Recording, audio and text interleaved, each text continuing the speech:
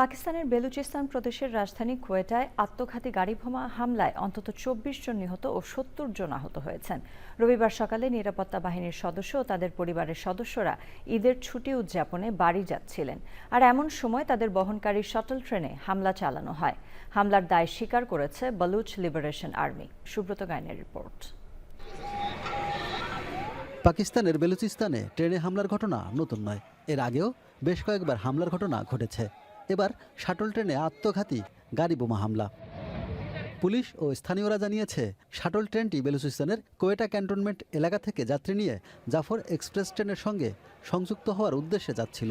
পথে রেললাইনের কাছে বিস্ফোরক বোঝাই একটি গাড়ি ট্রেনটির একটি বগিতে আঘাত হানলে ভয়াবহ বিস্ফোরণ ঘটে। বিস্ফোরণে ট্রেনটির ইঞ্জিন ও ৩টি বগি লাইনচ্যুত হয়। আরও ২টি বগি উল্টে গিয়ে আশপাশের আবাসিক ভবনে পড়ে।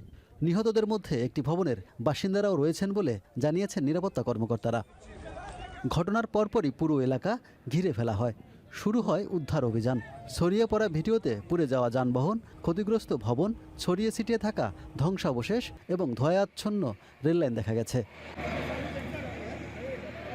হামলার দায় স্বীকার করেছে বিচ্ছিন্নতাবাদী সশস্ত্র সংগঠন বালুচ লিবারেশন আর্মি BLA। এক বিবৃতিতে এই হামলাকে আত্মঘাতী বলে দাবি করেছে সংগঠনটি। এই হামলার নিন্দা জানিয়ে নিহতদের পরিবারের প্রতি সমবেদনা জানিয়েছেন পাকিস্তানের প্রধানমন্ত্রী শেহবাজ শরীফ। তিনি বলেন, পুরো জাতি বেলুচিস্তানের মানুষের পাশে রয়েছে।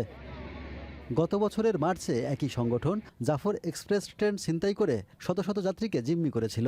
পরে সামরিক অভিযানে সেই জিম্মি পরিস্থিতির অবসান হয়। Subrata Gain, Channel I.